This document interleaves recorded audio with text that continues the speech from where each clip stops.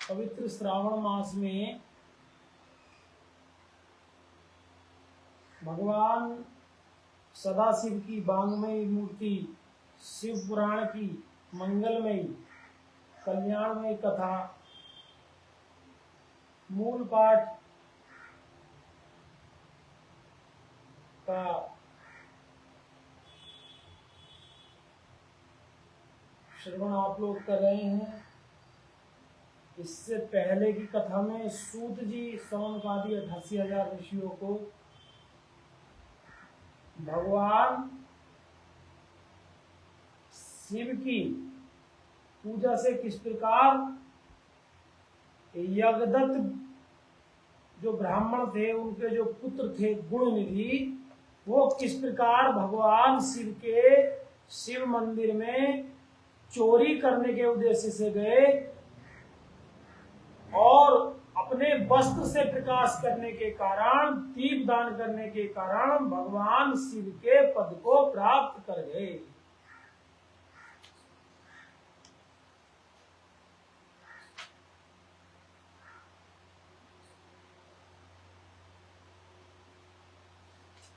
सृष्टि के बारे में ब्रह्मा जी ने नारद जी को बताया कि किस प्रकार सृष्टि।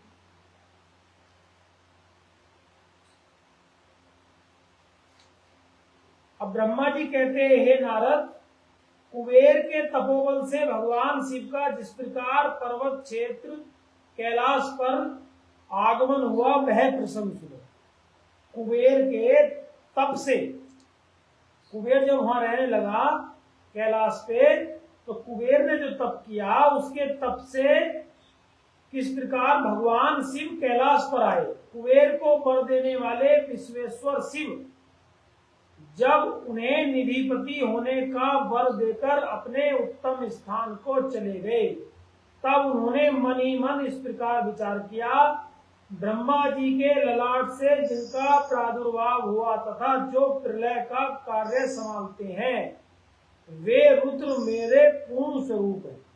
भगवान सदाशिव ने सोचा कि रुद्र मेरे पूर्ण स्वरूप है, अतः उन्हीं के रूप में मैं गुहाइयों के निवास स्थान कैलाश पर्वत को जाऊंगा। मैं रुद्र रूप में कैलाश पर्वत पर जाऊंगा। उन्हीं के रूप में मैं कुबेर का मित्र बनकर उसी पर्वत पर विलास पूर्वक रहूंगा और बड़ा भारी तप करूंगा। भगवान सदाशिव जो है, भगवान शिव रुद्र रूप में जब आए, तो रुद्र रूप में कैलाश पर्वत पर जाने का विचार किया। शिव जी की इस इच्छा का चिंतन करके उन रुद्रदेव ने कैलाश जाने के लिए उत्सुक डमरू बजाया।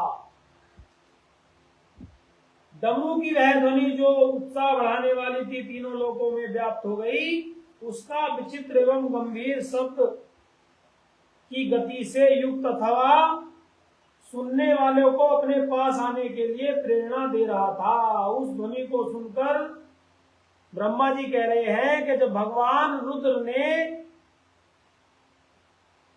कैलाश जाने के लिए उत्सुक होकर डमरू बजाया, तो उस डमरू की ध्वनि को, उसकी आवाज को सुनकर सब उत्सुक हो गए और ब्रह्मा जी स्वयं, विष्णु जी आदि सभी देवता, सभी ऋषि, मूर्तिमान, आगम निगम और सिद्ध वहां पहुंच गए। जब भगवान रुद्र ने डमरू बजाया तो सभी देवता, ब्रह्मा जी, विष्णु जी, ऋषि, मुनि, सिद्ध सब वहां पहुंच गए। देवता और असुर आदि सब लोग बड़े उत्साह में भरकर वहां आ गए। भगवान शिव के समस्त पार्षद तथा सर्वलोक वंदित महाभाग गणपाल जहां कहीं भी थे, वह सब शिव रुद्र भगवान शिव के पास आ गए। इतना कहकर ब्रह्मा जी ने वहां आए हुए गणपालों का नाम उल्लेख पूर्वक विस्तृत परिचय दिया। फिर इस प्रकार कहना प्रारंभ कर दिया। ब्रह्मा जी बोले, वहां असंख्य महाबली गणपाल पधारे। वे सबके सब सहस्त्रों भुजाओं से युक्त थे, मस्तक पर जटा का ही मुकुट धारण किए हुए थे। सभी चंद्रचूड़, नीलकंठ और त्रिलोचन थे। हार, कुंडल, केयूर, मुकुट आदि से अलंकृत थे। वे मेरे श्री विष्णु के तथा इंद्र के समान तेजस्वी जान पड़े। अणिमा आदि 8 सिद्धियों से घिरे थे, करोड़ों सूर्यों के समान उद्भासित हो रहे थे। उस समय भगवान शिव ने विश्वकर्मा को उस पर्वत पर निवास स्थान बनाने की आज्ञा दी। अनेक भक्तों के साथ अपने और दूसरों के रहने के लिए यथा योग्य आवास तैयार करने का आदेश दिया। भगवान रुद्र ने विश्वकर्मा को कैलाश पर्वत पर निवास करने के लिए निवास स्थान बनाने का, आवास बनाने का आदेश दिया। विश्वकर्मा ने भगवान शिव की आज्ञा के अनुसार कैलाश पर्वत पर जाकर शीघ्र ही नाना प्रकार के गिरोह की रचना कर दी। फिर श्री हरि की प्रार्थना से कुबेर पर अनुग्रह करके भगवान शिव सानंद कैलाश पर्वत पर गए। उत्तम मुहूर्त में अपने स्थान में प्रवेश करके भक्तवत्सल परमेश्वर शिव ने सबको प्रेम दान से स्नात किया। इसके बाद आनंद से भरे हुए श्री विष्णु और समस्त देवताओं, मुनियों, सिद्धों ने भगवान शिव का प्रसन्नता पूर्वक अभिषेक किया। हाथों में नाना प्रकार की भेंटें लेकर सबने क्रमशः उनका पूजन किया। बड़े बड़े उत्सव के साथ उनकी आरती उतारी। मुने उस समय आकाश से फूलों की वर्षा होने लगी जो मंगल सूचक थी। सब और जय जयकार होने लगी, नमस्कार की शब्द गूंजने लगे, उत्साह फैल गया, सुख बढ़ गया। उस समय सिंहासन पर बैठकर श्री विष्णु आदि सभी देवताओं द्वारा की हुई यथोचित सेवा को बारंबार ग्रहण करते हुए भगवान शिव बड़ी शोभा पा रहे थे। कैलाश पर्वत पर भगवान शिव जब पहुंचे तो सभी देवताओं ने, ब्रह्मा जी ने, विष्णु जी ने, मुनियों ने, सिद्धों ने, गणों ने, सभी ने भगवान शिव की विधि पूर्वक कैलाश पर्वत पर विराजमान हुए भगवान शिव की पूजा की। और वहां सिंहनाद होने लगा, बार बार जो है जयकारे गूंजने लगे, नमस्कार की ध्वनि होने लगी। भगवान शिव बड़ी शोभा पा रहे हैं। देवता आदि सब लोगों ने सार्थक एवं प्रिय वचनों द्वारा लोक कल्याणकारी भगवान शंकर का पृथक पृथक स्तवन किया। सर्वेश्वर प्रभु ने प्रसन्न चित्त से वह स्तवन सुनकर उन सबको प्रसन्नता पूर्वक मनोवांछित वर एवं अभिष्ट वस्तुएं प्रदान की। तदंतर विष्णु जी के साथ ब्रह्मा जी तथा अन्य सभी देवता और मुनि मनोवांछित वस्तु पाकर आनंदित हो गए, अपने अपने धाम को चले गए। कुबेर भी शिव जी की आज्ञा से प्रसन्नता पूर्वक अपने स्थान को चला गया। फिर भगवान शंभु जो सर्वदा सर्वत्र स्वतंत्र है, योग परायण है, ध्यान तत्पर हो पर्वत कैलाश पर रहने लगे। भगवान शिव फिर वहीं कैलाश पर्वत पर रहने लगे। कुछ काल बिना पत्नी के ही विदाकर परमेश्वर शिव ने दक्ष कन्या सती को पत्नी रूप में प्राप्त किया। भगवान शिव कुछ समय कैलाश पर स्वतंत्र और अकेले ही रहे और उस कुछ समय के बाद पत्नी के रूप में दक्ष कन्या सती को स्वीकार कर लिया। फिर वे महेश्वर दक्ष कुमारी सती के साथ विहार करने लगे, लोकाचार परायण हो सुख का अनुभव करने लगे। इस प्रकार मैंने यह रुद्र के अवतार का वर्णन किया है। साथ ही उनके कैलाश पर आने, कुबेर के साथ मित्रता, कैलाश के अंतर्गत होने वाली उनकी ज्ञानवर्धनी लीला का वर्णन किया। इस लोक और परलोक में संपूर्ण मनोवांछित फलों को प्रदान देने वाला यह प्रसंग है। जो एकाग्रचित होकर भगवान शिव के कैलाश जाने की कथा को सुनता है, जो मनुष्य ध्यान पूर्वक एकाग्रचित होकर भगवान रुद्र के अवतार रूप को सुनता है और उनके कैलाश जाने की कथा को और कुबेर के साथ उनकी मित्रता को सुनता है, उस प्रसंग को, उस कथा को सुनता है, वह परम लोक में जाता है, शिव पद को प्राप्त होकर मोक्ष का अधिकारी बन जाता है। इस प्रकार रुद्र संहिता का सृष्टि खंड संपूर्ण हुआ। बोलो शंकर भगवान की जय। रुद्र संहिता द्वितीय खंड सती खंड। अब सती खंड प्रारंभ हो रहा है। नारद जी ने ब्रह्मा जी से प्रश्न किया, सदाशिव से त्रिदेवों की उत्पत्ति, ब्रह्मा जी से देवता सृष्टि की उत्पत्ति एक नारी और एक पुरुष का प्राकट्य। कैसे? नारद जी बोले, हे महाभाग महाप्रभु विधाता, आपके मुखारविंद से मंगल कारिणी शंभु कथा सुनते सुनते मेरा जी नहीं भर रहा। नारद जी कह रहे हैं कि हे प्रभु, हे विधाता, आपके द्वारा जो भगवान शिव की लीला, भगवान शिव की कथा सुनाई जा रही है, भगवान शिव का चरित्र बखाना जा रहा है, उसको सुनकर मेरा मन नहीं भर रहा, मेरा जी नहीं भर रहा। अतः भगवान शिव का सारा शुभ चरित्र, संपूर्ण विश्व की सृष्टि और सती कीर्ति से युक्त शिव का दिव्य चरित्र सुनना चाहता हूँ। भगवान शिव और सती का चरित्र भी सुनना चाहता हूँ। शोभाशालिनी सती किस प्रकार दक्ष पत्नी के गर्भ में उत्पन्न हुई, महादेव जी ने विवाह का विचार कैसे किया, पूर्व काल में दक्ष के प्रति रोष होने के कारण सती ने अपने शरीर का त्याग कैसे किया, चेतना आकाश को प्राप्त होकर वे फिर हिमालय की कन्या कैसे बनी। नारद जी कह रहे हैं कि सती जी का विवाह शिव जी के साथ कैसे हुआ, यह कथा सुनाओ। सती जी कैसे दक्ष की कन्या हुई, ये बताओ।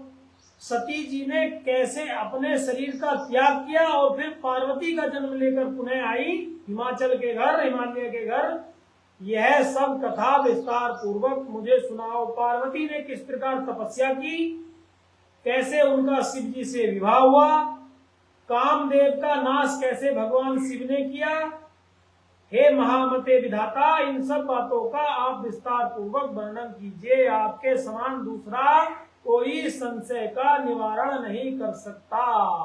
नारद जी ने इतने बढ़िया बढ़िया प्रश्न ब्रह्मा जी से पूछे कि भगवान शिव की लीला, भगवान शिव की कथा, पूर्व काल में कैसे सती का शरीर प्राप्त करके और फिर शरीर को त्याग दिया और कैसे माता पार्वती से विवाह हुआ, ये सब प्रसंग ब्रह्मा जी नारद जी को इस रुद्र संहिता द्वितीय खंड सती खंड, ये शिव पुराण का सती खंड है, देवी सती और भगवान शिव का शुभ यश परम पावन दिव्य एवं गोपनीय भी अत्यंत गोपनीय है। तुम सब मुझसे सुनो। पूर्व काल में भगवान शिव निर्गुण निर्विकल्प निराकार चिन्मय सत और असत से विलक्षण स्वरूप से प्रतिष्ठित थे।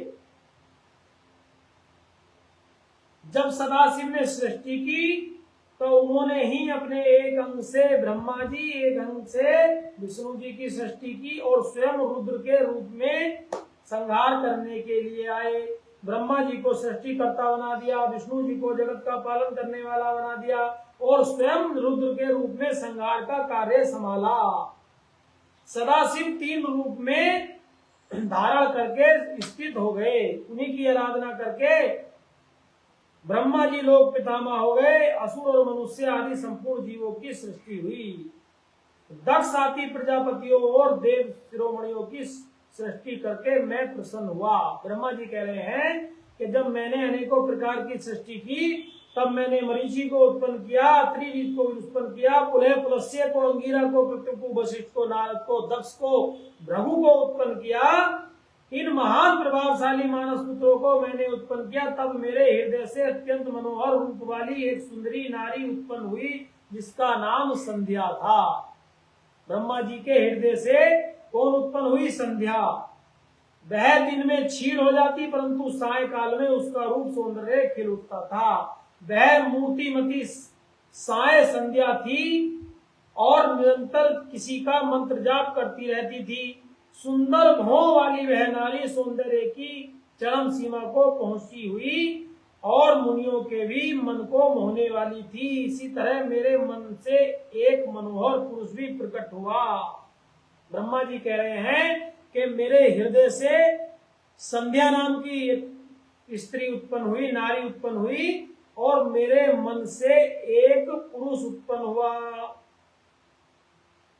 जो अत्यंत अद्भुत था। उसके शरीर का मध्य भाग कटी प्रदेश पतला था, दांतों की पंक्तियां सुंदर थी, उसके अंगों में मत वाले हाथी की सी गंध प्रकट थी, नेत्र कमल के समान शोभा पा रहे थे, अंगों में केसर लगा था, सुगंध नासिका को तृप्त कर रही थी, उस पुरुष को देखकर दक्ष आदि मेरे सभी पुत्र उत्सुक हो गए।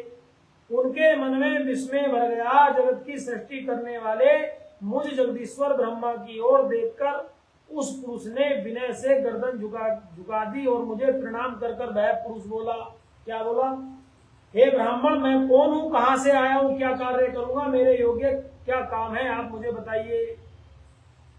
ब्रह्मा जी ने कहा, हे भद्र पुरुष, तुम अपने इसी स्वरूप से तथा फूल के बने हुए 5 बाणों से स्त्रियों और पुरुषों को मोहित करते हुए सृष्टि के सनातन कार्य को चलाओगे।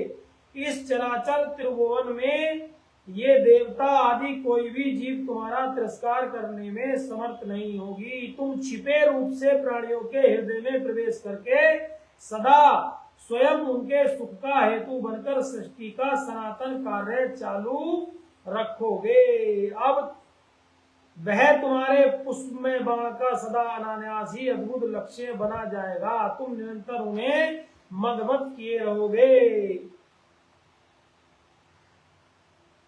इस बात को आप सुनो।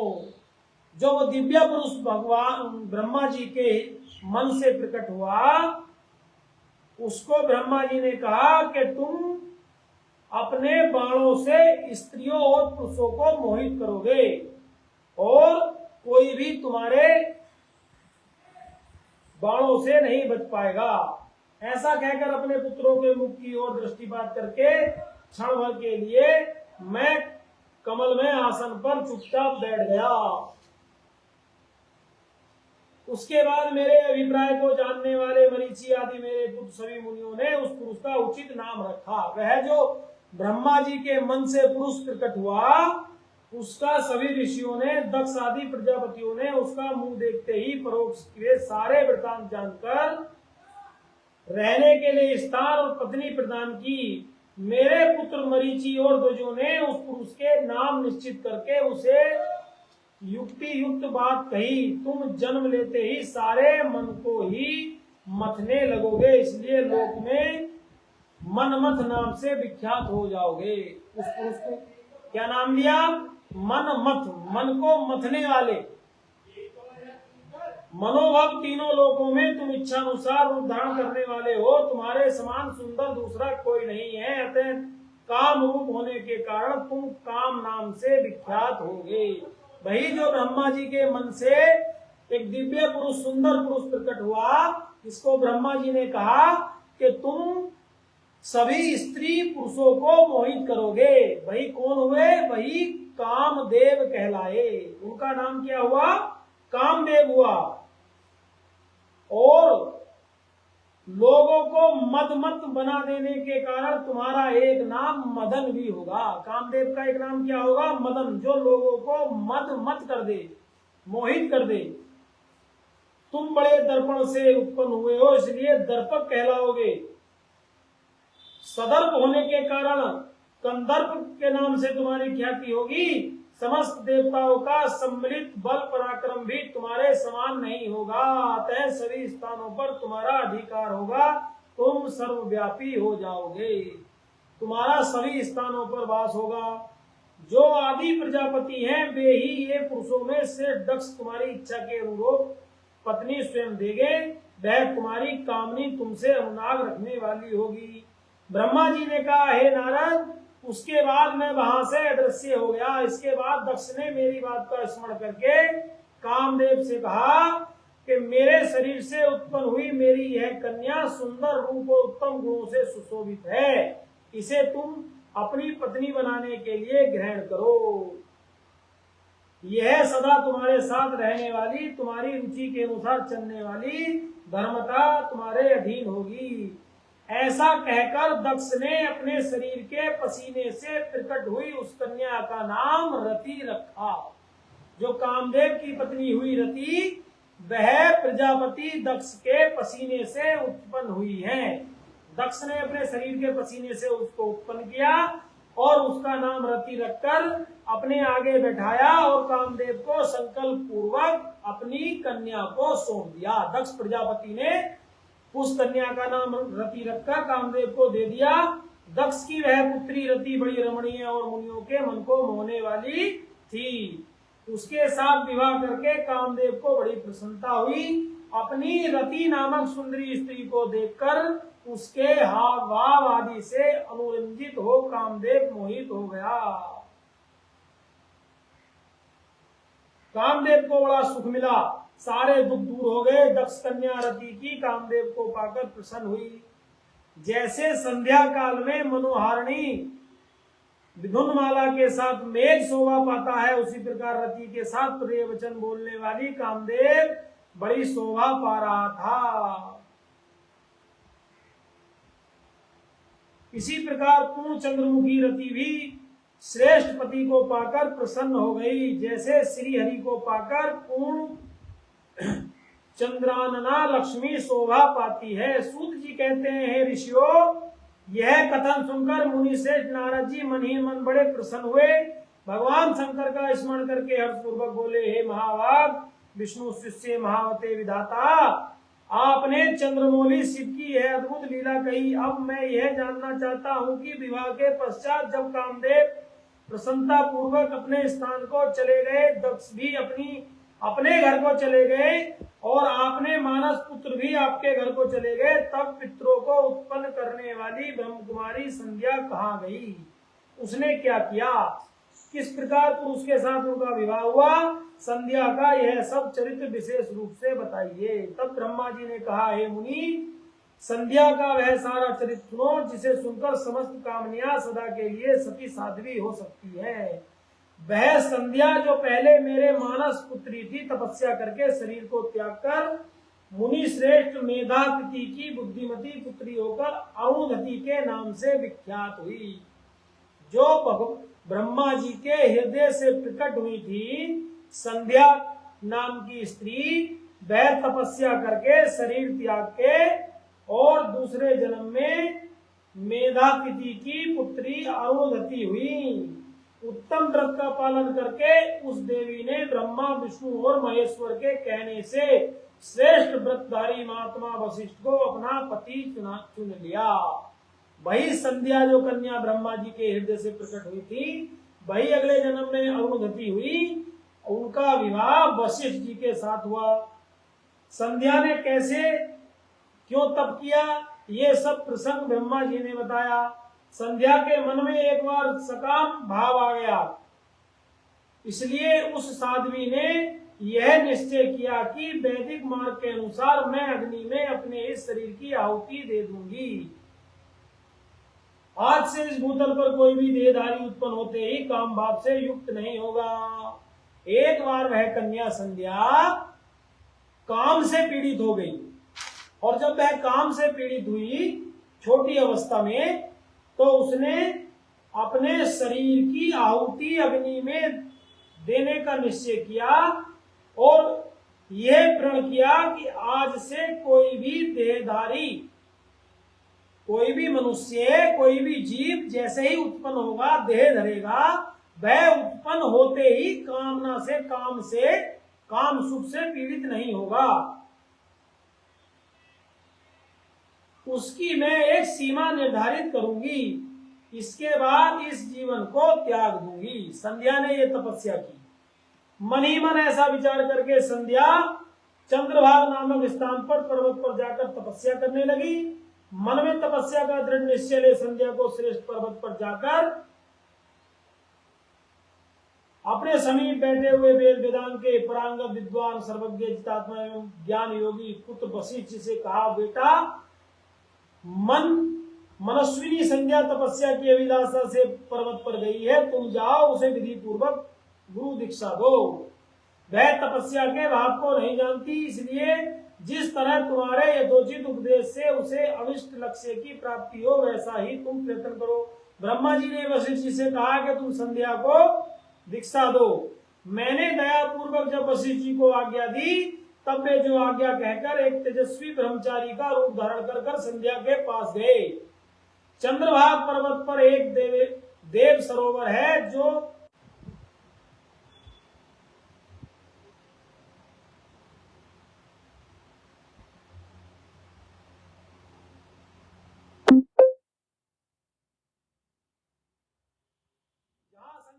तपस्या कर रही थी, वहां ब्रह्मचारी का रूप धारण करके वशिष्ठ जी गए। वशिष्ठ जी ने उस सरोवर को देखा, उसके तट पर बैठी हुई संध्या पर दृष्टि गई।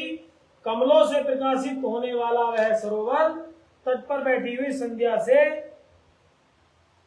उपलक्षित हो उसी तरह सुशोभित हो रहा था, जैसे प्रदोष काल में उदित हुए चंद्रमा और नक्षत्रों से युक्त आकाश शोभा पाता है। सुंदर भाव वाली संध्या को वहां बैठी देख मुनि ने कौतूहल पूर्वक उस ब्रह्म मोहित नाम वाले सरोवर को अच्छी तरह देखा। उस प्रकार पर्वत के शिखर से दक्षिण समुद्र की ओर जाती हुई चंद्रभागा नदी का भी उन्होंने दर्शन किया। उस पर्वत पर बैठी हुई संध्या को देखकर वशिष्ठ जी ने संध्या से कहा, हे भद्रे, तुम इस निर्जन पर्वत पर किस लिए आई हो? किसकी पुत्री हो? तुमने क्या करने का विचार किया है? यह सब सुनना चाहता हूँ। यदि छिपाने योग्य बात न हो तो मुझे बताइए।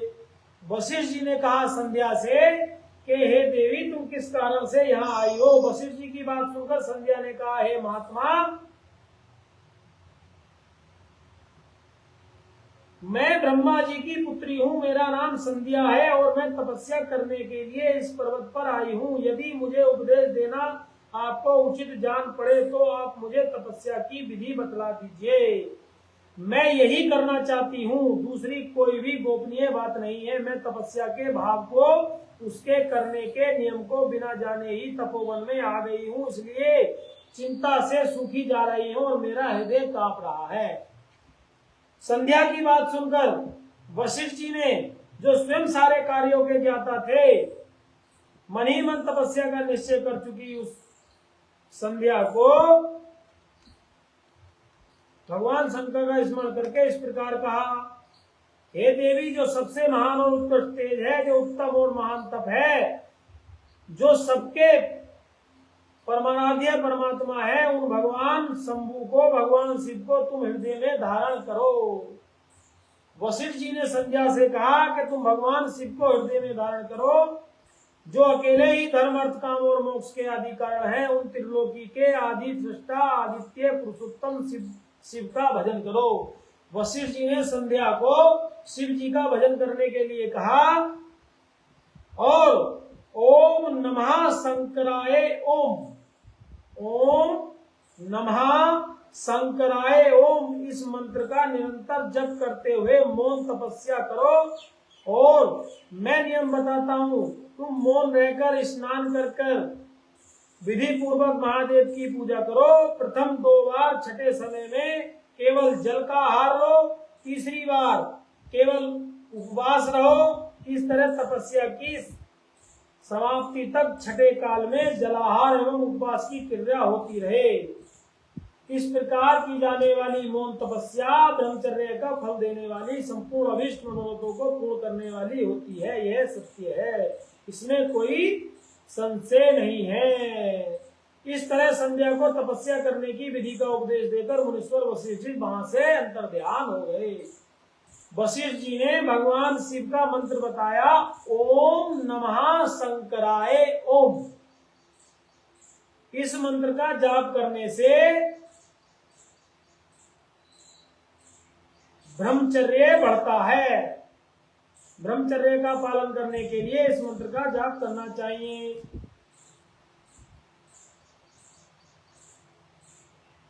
तब भगवान शिव का चिंतन करती हुई एकाग्र मन से वह संध्या बड़ी भारी तपस्या करने लगी। उस तपस्या से उससे तपस्या करते हुए 4 युग व्यतीत हो गए। कितने युग? 4 युग।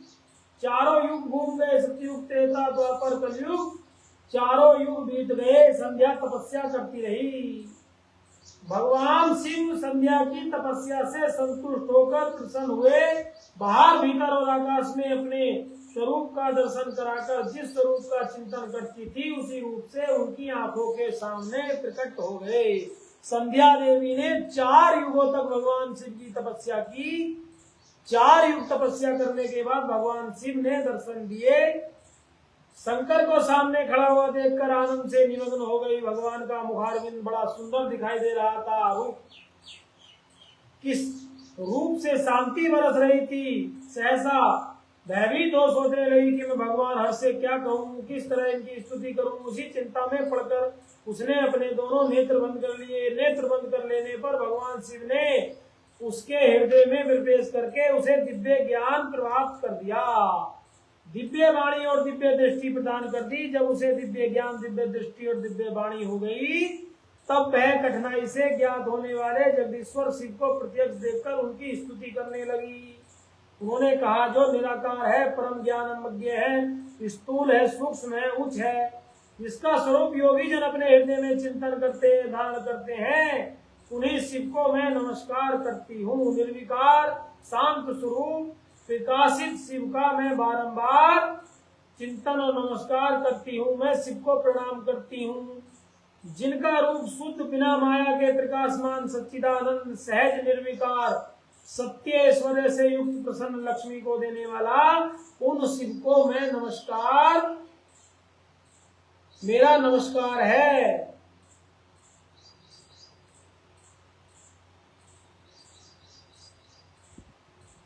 आप महेश्वर को मेरा नमस्कार है। आप शुद्ध मनोहर रत्न में आभूषणों से विभूषित, कर्पूर के समान गौरवर्ण के, जिसने अपने हाथों में बर, अभय, शूल और मुंड धारण कर रखा है, उस दिव्य चिन्मय सगुण साकार विग्रह से सुशोभित आप योग युक्त भगवान शिव को नमस्कार है। आकाश, पृथ्वी, दिशाएं, जल, तेज तथा काल, ये जिनके रूप हैं, उन आप परमेश्वर को नमस्कार है। इस प्रकार अनेकों प्रकार संध्या ने भगवान शिव की स्तुति की। ब्रह्मा आदि देवता भी आपके रूप का वर्णन नहीं कर सकते, मैं आपका वर्णन कैसे करूं। हे प्रभु, आप निर्गुण हैं, मैं मूल स्त्री आपके गुणों को कैसे जान सकती हूँ। आपका रूप तो ऐसा है जिसे इंद्र सहित संपूर्ण देवता और असुर भी नहीं जान सकते। भगवान शिव के रूप को ब्रह्मा आदि, इंद्र आदि देवता भी नहीं वर्णन कर सकते। ऐसा सुंदर भगवान शिव का कपूर के समान गौरवर्ण है, ऐसी कांति है भगवान शिव की। हे देवेश्वर शंभु, आप मुझ पर प्रसन्न हो जाइए, आपको बारंबार मेरा नमस्कार है। संध्या का यह स्तुति पूर्वक वचन सुनकर भली भांति प्रसन्नचित हुए भक्त वत्सल परमेश्वर शंकर प्रसन्न हो गए। उनका शरीर बलकल और मृग चर्म से ढका हुआ था, मस्तक पर पवित्र जटाजूट थी। उस समय पाले के मारे हुए कमल के समान उसके कुमलाए हुए मुंह को देखकर भगवान हर दया से द्रवित होकर इस प्रकार बोले। महेश्वर शिव ने कहा, हे संध्या, हे भद्रे, मैं तुम्हारी इस तपस्या से बहुत प्रसन्न हूँ। शुद्ध बुद्धि वाली हे देवी, तुम्हारे इस स्तुति से भी मुझे बड़ा संतोष हुआ। अतः अपनी इच्छा के अनुसार वर मांग लो, जिस वर से मुझे प्रयोजन हो तथा जो तुम्हारे मन में हो उसे अवश्य मैं पूर्ण करूंगा। मैं तुम्हारे नियम और व्रत से बहुत प्रसन्न हूँ। तब संध्या बोली, हे महेश्वर, यदि आप मुझे प्रसन्नता पूर्वक वर देना चाहते हैं, यदि आपसे शुद्ध हो गई हूँ, मैं सारे पापों से शुद्ध हो गई हूँ, तो हे देव, हे महेश्वर, इस आकाश में, पृथ्वी आदि किसी भी स्थान में जो प्राणी हैं, वे सबके सब जन्म लेते ही काम भाव से युक्त न हो जाएं।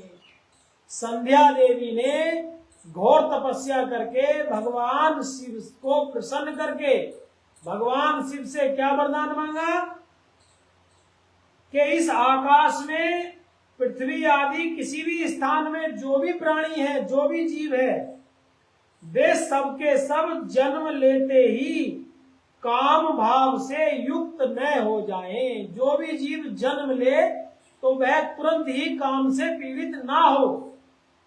हे नाथ, मेरी सकाम दृष्टि कहीं न पड़े। मेरे जो पति हों वे ही मेरे अत्यंत सुहृद हों। पति के अतिरिक्त जो भी पुरुष मुझे सकाम भाव से देखे, उसके पुरुष तत्व का नाश हो जाए, वह नपुंसक बन जाए। ये जो संध्या थी, उन्होंने वरदान मांगा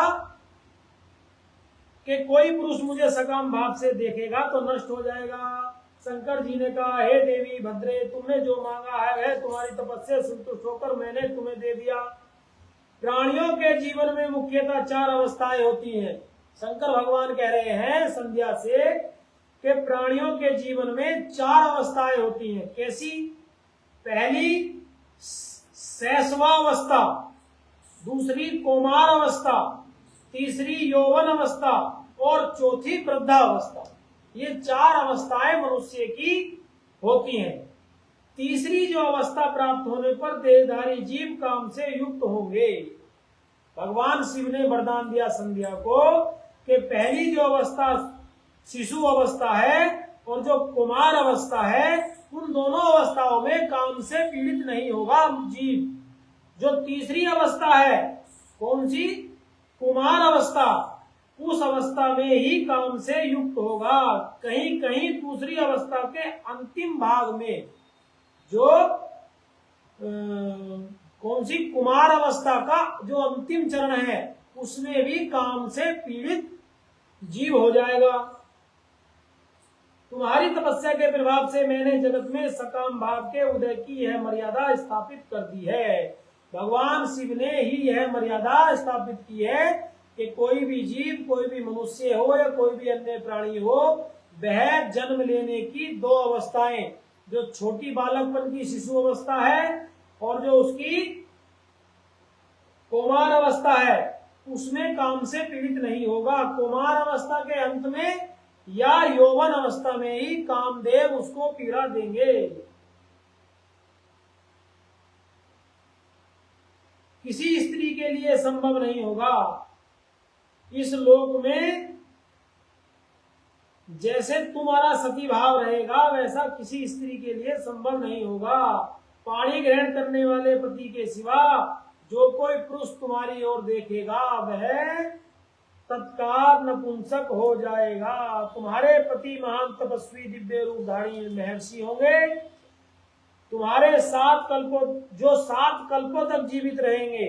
तुमने मुझसे जो वर मांगे हैं वे सब मैंने पूर्ण कर दिए। जो पूर्व जन्म से संबंध रखती थी।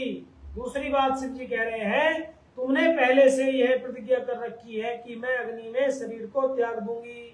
उस प्रतिज्ञा को सफल करके मैं तुम्हें एक उपाय बताता हूं जिसे निसंदेह करो। मेधा तिथि के यज्ञ में चली जाओ। मेधा तिथि यज्ञ कर रहे हैं, वहां जाकर 12 वर्षों तक चालू रहेगा। उसमें अग्नि पूर्णतः प्रज्वलित है। तुम बिना विलंब किए उसी अग्नि में अपने शरीर का त्याग कर दो। संध्या से कहा शिव जी ने, तुम अपने शरीर का त्याग कर दो। इसी पर्वत की उपतलका में चंद्रभागा नदी के तट पर तापस आश्रम में मुनिवर मेधा तिथि का यज्ञ चल रहा है। मेरी कृपा से तुम मुनि की अग्नि में प्रकट हुई पुत्री होगी। तुम्हारे मन में जिस किसी स्वामी को प्राप्त करने की इच्छा होगी उसे तुम धारण कर सकती हो।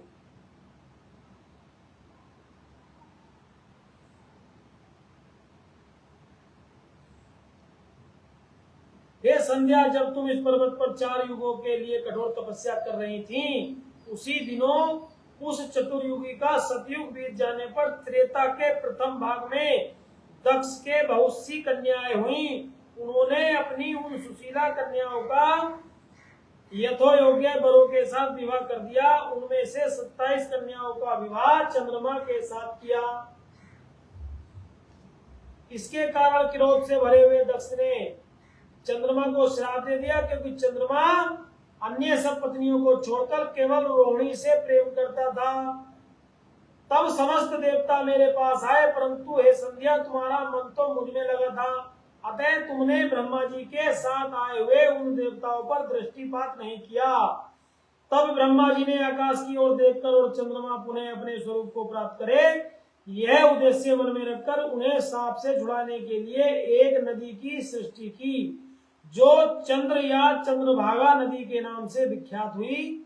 चंद्रभागा नदी के प्रादुर्भाव काल में ही महर्षि मेधातिथि उपस्थित हुए थे। तपस्या के द्वारा उनकी समानता करने वाला कोई और नहीं हुआ, न होगा। उन महान विधि विधान के साथ दीर्घ काल तक चलने वाले ज्योतिर नामक यज्ञ का आरंभ किया है उन्होंने, तुम जाकर उसमें अपने शरीर को डालकर पवित्र कर दो, तुम्हारी प्रतिज्ञा पूर्ण हो जाएगी। इस प्रकार संध्या को उपदेश देकर भगवान शिव अंतर ध्यान हो गए।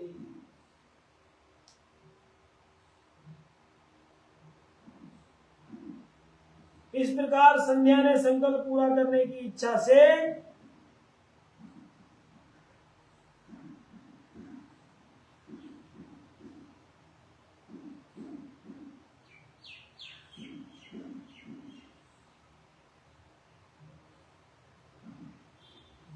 अग्नि के समीप जाकर, उस समय भगवान शंकर की कृपा से मुनियों ने उन्हें नहीं देखा और वह अग्नि में प्रविष्ट हो गई और शरीर तत्काल दग्ध हो गया। उस पुरोडास की अलक्षित गंध सब ओर फैल गई। अग्नि ने भगवान शंकर की आज्ञा से उसे स्वर्ण जैसी शरीर को जलाकर शुद्ध करके पुनः सूर्य मंडल में पहुंचा दिया।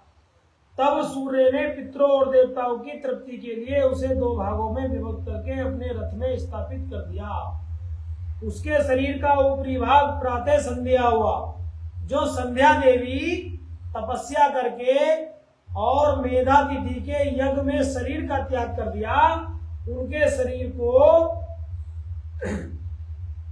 सूर्य भगवान ने पितरों और देवताओं की तृप्ति के लिए दो भागों में विभक्त कर दिया। एक प्रातः संध्या जो दिन और रात के बीच में पड़ने वाली आदि संध्या है, तथा उसके शरीर का शेष भाग साय संध्या हुआ जो दिन और रात के मंध्य में होने वाली अंतिम संध्या है। जो दिन और रात के बीच में पड़ने वाली संध्या है वो प्रातः संध्या, और एक साय संध्या। साय संध्या सदा पितरों को प्रसन्नता प्रदान करने वाली, सूर्योदय से पहले जब अरुणोदय हो, प्राची के क्षितिज में लाली छा गई हो, तब प्रातः संध्या प्रकट होती है जो देवताओं को प्रसन्न करने वाली होती है। जो सूर्य उदय होने से पहले लालिमा होती है, अरुण उदय होता है, जब सूर्य उदय होता है उसको प्रातः संध्या कहते हैं। उसी समय सदा देवताओं को प्रसन्न करना चाहिए। और सूर्य अस्त जब हो जाता है उसी समय साय संध्या का उदय होता है जो पितरों को आनंद प्रदान करने वाली होती है। परम दयालु भगवान शिव ने उसके मन सहित प्राणों को दिव्य शरीर से युक्त देहधारी बना दिया। जब मुनि के यज्ञ की समाप्ति का अवसर आया, तब वह अग्नि की ज्वाला में महर्षि मेधातिथि को तपाए हुए स्वर्ण की सी कांति वाली पुत्री के रूप में प्राप्त हो गई। वही संध्या मेधातिथि के यज्ञ में कन्या के रूप में प्रकट हो गई, और मेधातिथि ने उस कन्या को ग्रहण कर लिया और गोद में बैठा लिया। मेधातिथि ने आनंद पूर्वक उसका नाम अरुणधति रख दिया। वह किसी भी कारण से धर्म का अवरोध नहीं करती थी, अतः गुण के कारण स्वयं वह त्रिभुवन विख्यात नाम प्राप्त किया। देव ऋषि नारद यज्ञ को समाप्त करके कृतकृत्य हो वे मुनि पुत्री की प्राप्ति होने से बहुत प्रसन्न हुए, और शिष्यों ने अपने शिष्यों के साथ आश्रम में रहकर सदा उस कन्या अरुणधति का पालन करने लगे। अरुणधति धीरे धीरे बढ़ने लगी, विवाह के योग्य हुई। तब ब्रह्मा जी कह रहे हैं कि मैंने विष्णु तथा महेश्वर ने मिलकर मुझ ब्रह्मा के पुत्र वशिष्ठ के साथ अरुणधति का विवाह कर दिया। ब्रह्मा विष्णु तथा महेश्वर के हाथों से निकले हुए जल से शिप्रा आदि 7 परम पवित्र नदियां भी उत्पन्न हुई। मेधातिथि की पुत्री महासाध्वी अरुणधति समस्त पतिव्रताओं में श्रेष्ठ थी। वह महर्षि वशिष्ठ को पति रूप में पाकर शोभा पाने लगी। इस प्रकार ब्रह्मा जी ने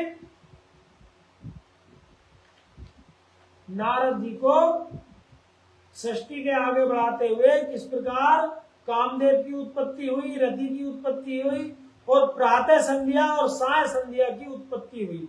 जो संध्या देवी ने तपस्या की, संध्या देवी ने तपस्या की और तपस्या करके भगवान शिव से वरदान मांगा कि कोई भी जीव जन्म लेते ही काम से पीड़ित ना हो। कामदेव की माया, कामदेव की मोहनी जीव को जन्म लेते ही ना सताए। शंकर भगवान ने जीव की मर्यादा स्थापित कर दी कि जो शिशु अवस्था है उसमें कामदेव उसको पीड़ा नहीं देगा। कुमार अवस्था के अंत में और पूर्ण रूप से यौवन अवस्था में ही कामदेव पीड़ित करेगा। यह नियम भगवान शिव ने बनाया है। अब दक्ष प्रजापति ने मैथुन क्रिया द्वारा सृष्टि की। दक्ष प्रजापति के जो 60 कन्याएं हुई, उन्हीं 60 कन्याओं के वंश के द्वारा ही चराचर सृष्टि व्याप्त हो गई।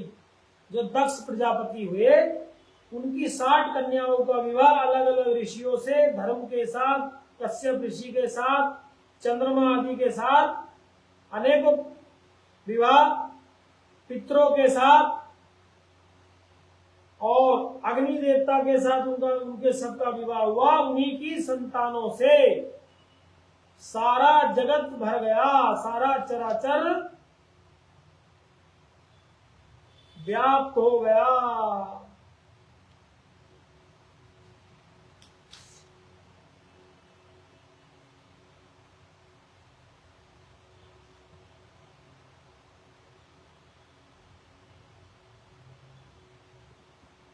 अब ब्रह्मा जी नारद जी के पूछने पर बता रहे हैं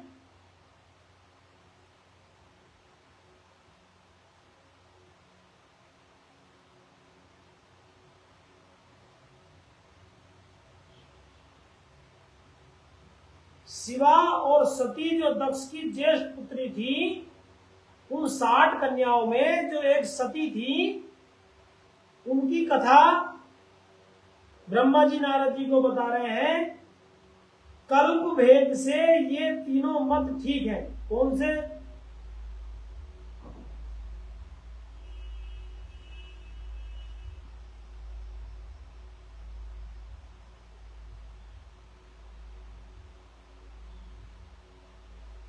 कि अपनी पत्नी के गर्भ से 60 सुंदरी कन्याओं को जन्म दिया और जो जो कन्याएं हुई उनके विवाह का वर्णन कल्प भेद के अनुसार है। अलग अलग हिसाब से अलग अलग कल्पों में अलग अलग सृष्टि वर्णन है। और पुत्र और पुत्रियों की उत्पत्ति के पश्चात पत्नी सहित प्रजापति दक्ष ने बड़े प्रेम से मन ही मन जगदम्बिका का ध्यान किया, साथ ही गदगद वाणी से प्रेम पूर्वक उनकी स्तुति की। यानी कि दक्ष प्रजापति ने माता जगदम्बा, अम्बा, शिवा, शक्ति की आराधना की पुत्री रूप में पाने के लिए, और तभी वह सती के रूप में दक्ष के यहाँ वीरणी नामक उनकी जो पत्नी थी उनके गर्भ से अवतरित हुई। दक्ष प्रजापति की जो पत्नी थी वीरणी, उनके गर्भ से पराम्बा जगदम्बा, उमा, शक्ति, शिवा, सती के रूप में दक्ष के घर प्रकट हुई। उस समय दक्ष की बड़ी शोभा होने लगी। उत्तम मुहूर्त देखकर दक्ष ने अपनी पत्नी से प्रसन्नता पूर्वक सारी क्रियाएं की और वीरणी गर्भ अवस्था पाकर काफी शोभा को सुशोभित होने लगी। भगवती शिवा के निवास स्थान से वीरणी महामंगल रूपनी हो गई। दक्ष ने अपने कुल संप्रदाय, वेद ज्ञान और उत्साह के साथ सारे संस्कार किए।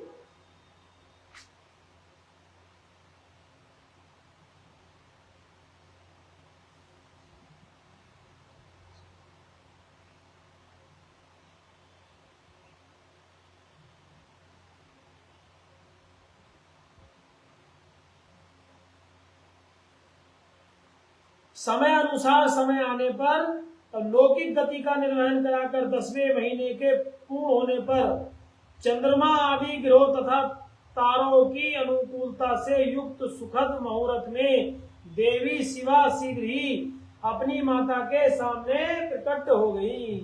सती रूप में देवी का जन्म हो गया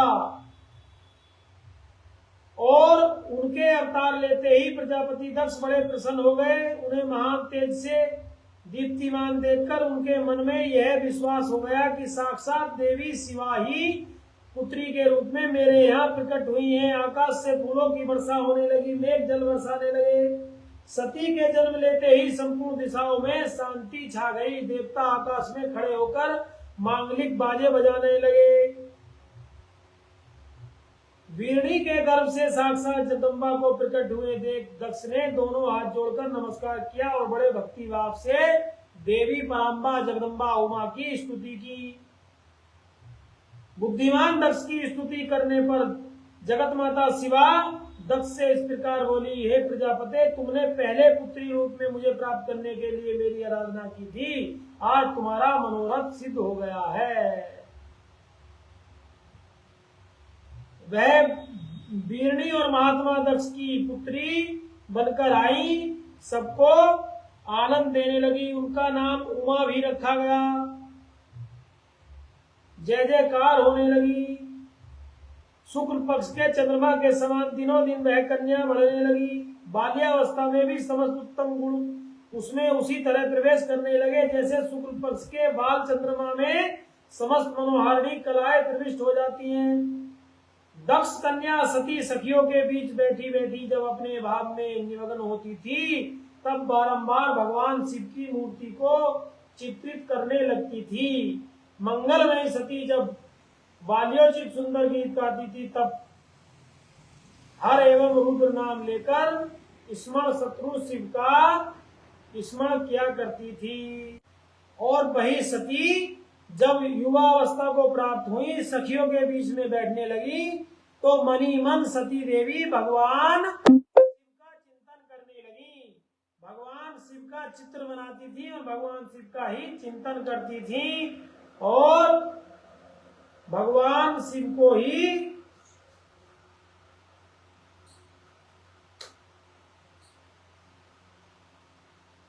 आराध्य मानती थी।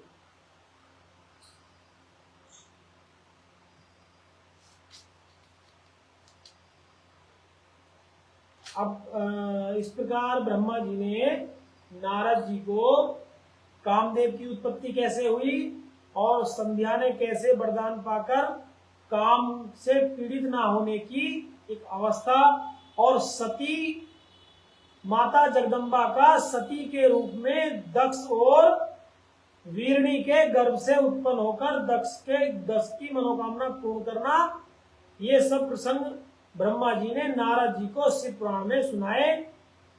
अगले प्रसंग में सती की तपस्या से संतुष्ट देवताओं का कैलाश में जाकर भगवान शिव का स्तवन करना और ब्रह्मा जी का रुद्रदेव से सती के साथ विवाह करने का अनुरोध, श्री विष्णु द्वारा अनुमोदन और श्री रुद्र की इसके लिए स्वीकृति। कल के प्रसंग में सती और भगवान शिव के विवाह का प्रसंग ब्रह्मा जी नारद जी को सुनाएंगे कि किस प्रकार सती ने तपस्या की और तपस्या करके भगवान शिव को प्रसन्न किया और भगवान शिव और माता सती का विवाह हुआ। ये प्रसंग ब्रह्मा जी नारद जी को, सूत जी, सोनकादि 88,000 ऋषियों को कल के प्रसंग में सुनाएंगे। हर हर महादेव, हर हर महादेव, हर हर महादेव शंभो।